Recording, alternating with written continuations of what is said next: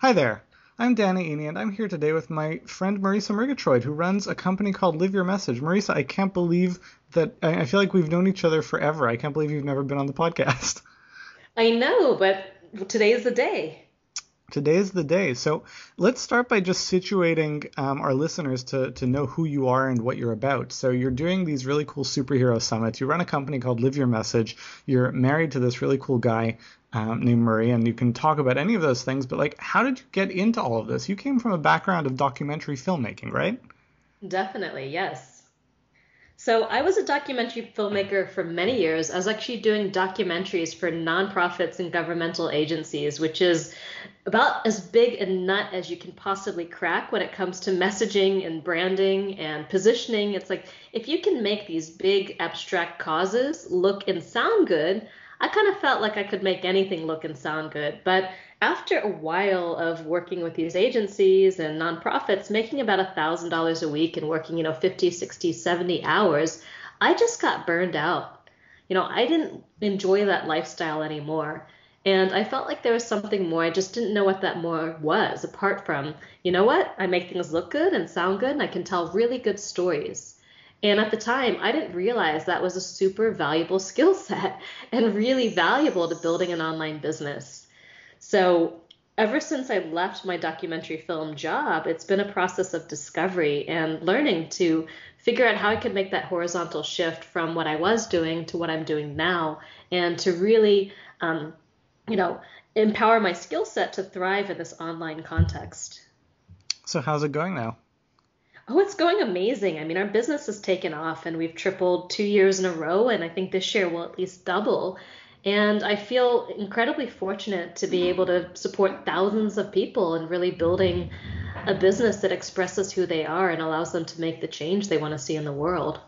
And a big part of that, I know there are a lot of arms and wings in your business. It's kind of like an octopus like that. But I want to hear about and talk about the superhero summits, because it's something I know has driven a lot of your success. It's something that I am personally very excited about because, I mean, for the benefit of our listeners who don't know, Marisa is the woman who turned me into Obi-Wan Kenobi. She made me a Jedi Knight. Woohoo! I was actually, you already were a Jedi Knight, and I just drew you that way. You brought out my ability to use the Force. Yes. But where did these come from? Because I mean, they're telesummit type marketing campaigns going on all the time. I get invited to be on them, every week, if not multiple times a week, and it's always the same script. I've got this great opportunity to invite you to. You can be on this telesummit with a bunch of people you've never heard of, and you just have to send 2 solo mails to like promote really hard my thing. But it's a great opportunity for you. And I'm always like, okay, yeah, right. Like, let's, call a spade a spade. If you're asking for a favor, you're asking for a favor. But you've created this series of summits that are really in their own breed, in their own category. They work totally differently. They feel totally different. You attract really top tier talent to promote, people that I'm like really excited to be on a lineup with. How did you do that? Well, it's really interesting. The very first one we've done, and now we're, uh, on our fourth and fifth summit. But the very first one we did was the Video Superhero Summit, and a friend of mine actually came up to me and asked if I wanted to produce a summit with him, and it was going to be called something like Video Marketing 2013, right? Because he was a video marketer. His name was Matthew Peters, and he was a video marketer. And I said, well, I've heard summits are kind of a good thing to do, and I'm open to the idea of doing a summit, but I'm not going to do a summit unless we have a hook. So he had this whole idea to build a technology platform, and it just sounded really difficult to me. And I thought, well, honestly, creating a whole app for the summit that, gives people video marketing capacity, it's an awesome idea, but I just think it might be beyond the scope of what we can accomplish right now. And so I thought about it, and I thought about it, and I thought about it. It was just in the back of my mind for a few weeks because I kept saying, I'm not going to do it unless we've got a hook. Because there are all these people doing summits, and honestly, I'm tired of them, and I barely watch any of them myself. And you get like 20 people on the line, and they're all talking about kind of the same thing, but they don't make all that much sense, and you don't learn anything. And I just didn't want to do that. It didn't appeal to me. And I don't know what the stroke of inspiration was, but the idea just struck me of doing something called the superhero summits. I just thought, well, what about superhero summits where we turn everybody into a superhero? and we just draw them as characters. And once we got that core idea, that core kind of hook and positioning in place, that business model behind it really evolved from there. So, you know, from that point on, we thought, okay, we've got a really cool hook, and we think that we can attract great people with this hook, because who doesn't want to be turned into a superhero? So our very first summit, we actually did something really bold. We didn't have the relationships that we've got today. So we went ahead and drew all the people we wanted to be in the summit as the characters. And then we sent them the character. And we basically said, here's the superhero version of you. Do you want to be in the summit? And I recorded like audio introductions to each one that was specific to that person. So I invited that person based on who they were and what I knew about them to participate, and went ahead and drew them as the character. And on that very first summit, we had Don Crowther, we had Jason Fladlin, we had Andy Jenkins, a pretty good lineup for a total newbie who had 3,000 people on her list, right? It's a very impressive lineup. It's a brilliant strategy. I mean, because you did a few things there. Like, I want to unpack this for our listeners, and I've never heard this story before, but I'm really impressed. Like, you showed them that you're serious, because you put effort into this. Like, you produced these really cool cartoons. You piqued their interest. I mean, I'm sure you did probably a bit of research, and like, everyone's got their favorite superhero. So yeah, it's really brilliant. I'm impressed. We talk often. I've never heard this before, so I'm excited. Nice. Yeah, and that's the whole thing. And I think that the biggest problem with most summits, or the way they're taught and done, is that they're really a thinly guised way for the host to build their mailing list. And there's no benefit whatsoever for either the other presenters, or a lot of times the participants themselves. So for me, thinking about, well, who are the kinds of people that I want to actually attract on the summit? Because I spend 10 days of my time live on screen hosting for 3 hours a day. Like, I'd probably be bored stiff if we sat there talking about, completely useless stuff, right? Which a lot of these summits are. So obviously I wanted it to be something that I was going to learn from. I wanted to bring on people that I really wanted to talk to and interview and learn from. And everyone is doing these live streaming Google Hangouts on air. And so the way that came about is that we were doing the Video Superhero Summit. And this was back in we were planning this in January of 2013. Google Hangouts were brand new. Nobody had done a summit on Google Hangouts. And someone raised the point that, how can you possibly do a video marketing summit and not use video? You're really going to do this as a teleseminar or go to webinar? And so we were kind of looking around for people who were experts in Google Hangouts. And at the time, there weren't a lot of them. And, we ended up realizing that we could take it on ourselves and do all the kind of moderation and the setup ourselves, because I'm married to a technological Jedi. We call him Neo, Master of the Code, and superhero speak. And what we decided to give it a try. So our very first summit was streamed live over Google Hangout on Air, so people could see us and interact with us with a live chat at the same time, as they were training and presenting these webinars. And that was something that nobody had done before. It was a little bit risky because, technologically, it was new and it was buggy. And sometimes every time we logged in, Google had changed something in the platform. But we were able to do it without a hitch. Like, nothing really went wrong on the summit. So we streamed 10 days straight of these live events. And that also made our summit noteworthy. So it wasn't just the hook and the angle and the people that we brought in and the kind of curation of the content and the presentations, because I always choose 10 people who are going to present completely different aspects on a very specific marketing topic. But it was also the format, the environment, and the branded environment that we created for the presenters to deliver their content, and also for our audience to actually engage with the presenters and the content and building community right there around each and every event. And so that was a totally new way to do it as well. And the reason that came about was simply it was the Video Superhero Summit. And we thought it's not that congruent or aligned to do a Video Superhero Summit and not use video. And We just chose the best technology at the time, and then that turned out to be something that's gained more and more kind of um, sort of market interest with time. So how do the summits make money? I mean, they're not just about like building an audience. They're very profitable activities for you, right? Yeah, yeah. So there's a few different ways that the summits make money. The very first way, of course, is sales and what we call the superhero pack. And the superhero pack is the recordings from the sessions. It's not just the video recordings, we get them transcribed. We also do video and audio downloads for people in single speed and double speed audio because we know some people like to learn fast. And we price that at $97 pre-summit, $147 during summit, and $297 after summit. And each price change, that's visually displayed through kind of countdown timers creates a whole flurry of new sales. So the pre-summit, people can get in on an amazingly good deal at $97, and then we can kind of announce that it's going to switch over to $147 during the summit. So we'll get a big rush of sales then. And then we'll announce kind of as the summit is nearing an end, then it's going to switch over to $297. And that's a big enough jump to sort of inspire more people to invest.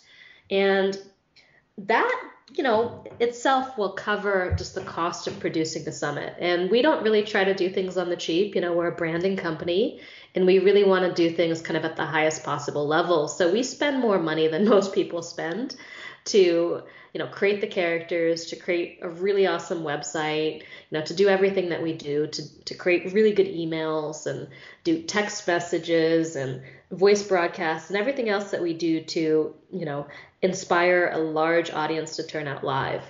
Can you share a ballpark of like how much money, like how much goes into doing something like this? Well, probably our hard costs are less than $10,000 a summit once you include everything. But that doesn't really include our time, which is the most valuable piece of all. So we've got me and my husband working on this, and then we've got customer support. I think we counted something like 3,000 support tickets came in our last summit.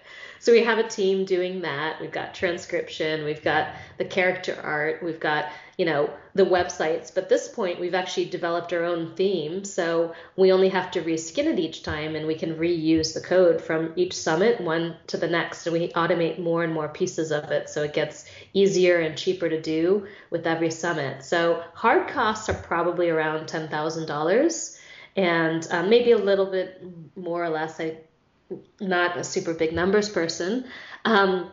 But the actual hard costs of the event are covered by sales of the superhero pack. And we give away 50% of that to our affiliates. Now, the second area, which is the most profitable area, is we get commissions from all of the sales that our presenters make. So we've got 10 people making offers of $200 or less. And the reason why it's $200 or less is it's a 10-day summit. And we don't want someone to kind of blow their wad, so to speak, on the first day and spend $2,000 and then not buy anything else. And it's not really fair to everybody. And we also want to create a little bit of what I call the app sumo model in the sense that they create irresistible offers that you can't get anywhere else. So a lot of times our presenters or superheroes are really excited about being on the summit. So they're offering a product that's normally $1,000 or $500 or $400 for $200. So that's creating a real incentive for people to invest. And the biggest challenge actually is to find 10 presenters who have, really amazing webinars that they can give that are high value, but also know how to sell from a webinar, without, making people uncomfortable or anything like that. And at the same time have high quality products that are in that price range that they know how to fulfill on. So that's our biggest challenge with each summit is to find 10 people who really fit the bill in a specific area of marketing like traffic or social media or video. Online business was easier, obviously, because it's a broader topic. So that's really how we make money. So we make 50% commissions on that person's sale. But we do something really unique in that we have a profit sharing model. And the reason why is we understand that for a lot of the A-level presenters that we have come on, 50% of replay pack sales, it's really, even if they do super well and sell 20 or 30 of them, it's not a lot of money for them. So, and we also recognize that their relationship with the audience is super valuable. So we actually split our 50% with the referring partner. So Danny, if you send, someone in who then buys 5 other presenter products, you'll get 25% of the sale on those 5 products. We get 25% and the presenter gets 25%. But what we'll usually have is we'll have some person who hits like a total home run with their presentation and makes $45,000. And then we get a check for 20-some thousand dollars just from that one presentation. There's usually 1 or 2 duds, I'll be completely honest, someone who doesn't do that well. And then there's usually 1 or 2 kind of out of the park. And then there's a lot of people kind of in the middle who do all right. But basically, the replay pack makes the event, covers our costs. That one person who does amazing makes the event profitable. And everybody else is kind of icing on the cake. So, Marisa, as I listen to all this, like the marketer and even copywriter in me can't like resist. Like the copy is writing itself in my head. Are you going to be releasing like a Summit Superheroes training program that walks people through all the pieces, and it costs only this much, but for this much extra they can also get your pre-made technologies that cost you $10,000 to put together for each summit, but they get it for this many a month? And, like, is that coming?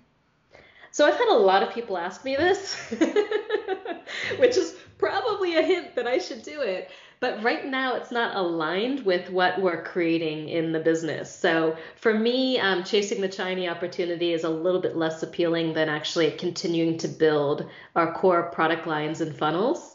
So who knows, when we have kind of seen these through, maybe I'll add it on, but I don't have a commitment to creating this right now. Well, I'll tell you what, as disappointed as I and many of our listeners probably are to hear you say that, I think the economy of the world would be in much better shape if more entrepreneurs had your discipline. Thank you. Well, I have to say that one other piece of why I think the superhero summits have been so successful is that we've created a rinse and repeat model where we automate and systematize and optimize every single time we do a summit. So each one grows 20 to 40%. We do 20 to 40% better in terms of the number of leads captured and the number of sales with every single summit. So what I see, and I think it's a big mistake, is that people are reinventing the wheel each time they want to do a summit like this. They're creating kind of a one-off event that may or may not be related to their sales funnel and their product line. And then, okay, you do an event, but you've just done all of this work for this one-time thing. Now what? If you want to do another summit, you've got to start all over again because it's a different topic and a different sphere of the world, and you have no kind of market recognition or you have no momentum that you can build on. So by doing what's 5 summits in the course of 2 years, we've actually created a whole brand that's recognizable. And each summit, we get higher and higher profile people because they've heard about it and they want to be a part of it and they want their superhero character. And I have, someone every week probably writing me to figure out, who the artist is who designed our characters and where they can get a character done of themselves. And my answer is always the same. The only way you can get one of our superhero characters to be part of the summit. And then we give that free to our presenters. We will do them up. But we don't offer that as a service. We don't allow, give the names of our artists. We keep that completely close to the vest. And the only way to have a character is to participate. And now we've got big name people like Michael Same and Andy Jenkins and Jason Fladlin who are using these characters in their marketing because they're so cool and so well done. And that in and of itself is enough to inspire some people to say yes. Well, I can absolutely see that. What are the numbers that you're doing at this point?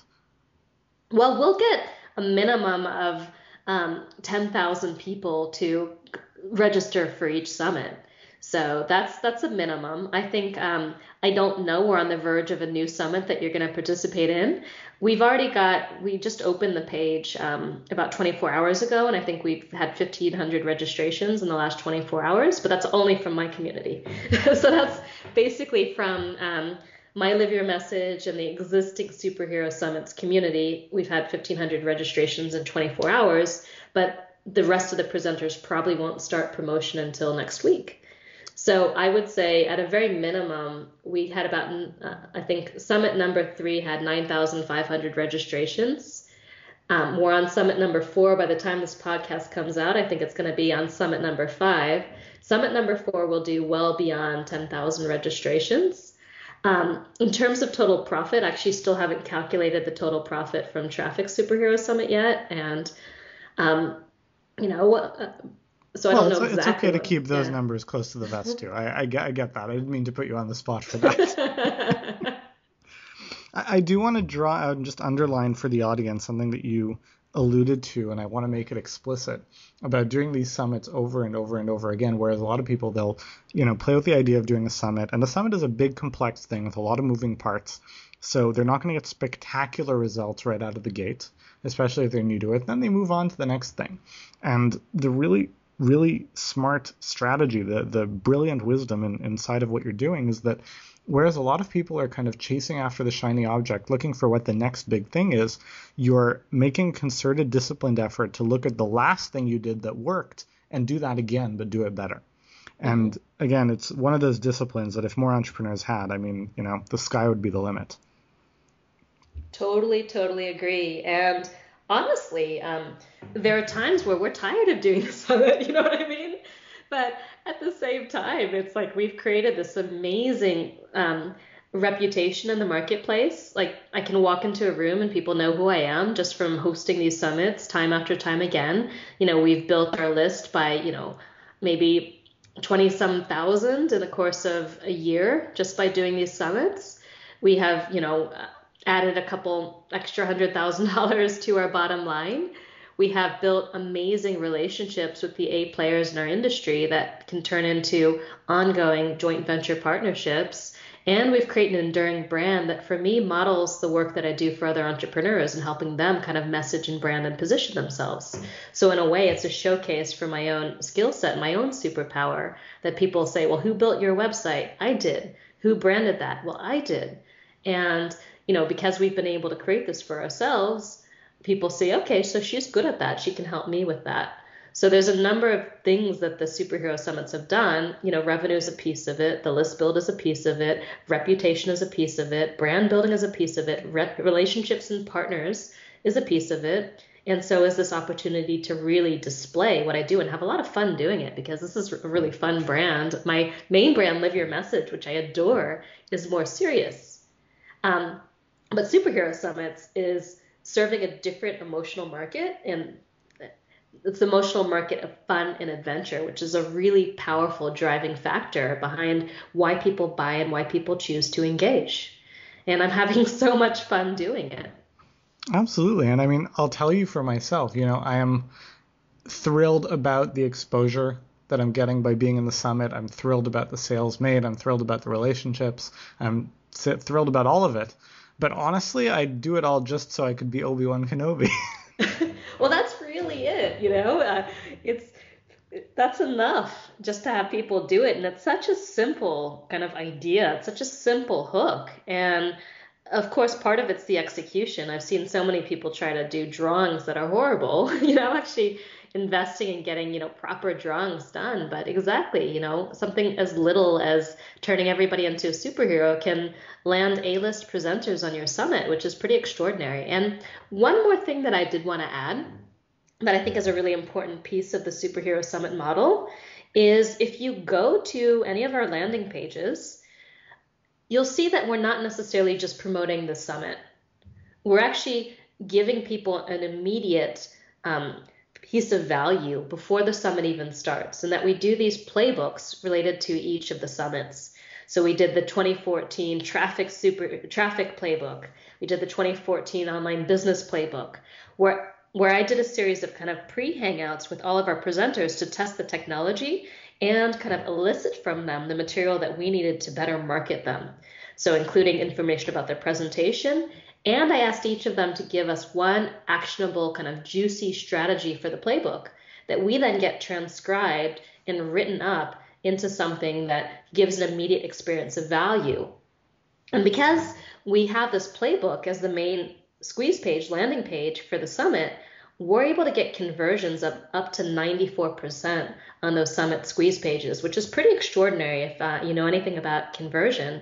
We have optimized and fine-tuned it. We do split test headlines. We have kind of honed that actual design over the course of a few different summits. But we've done that, and it really, really works.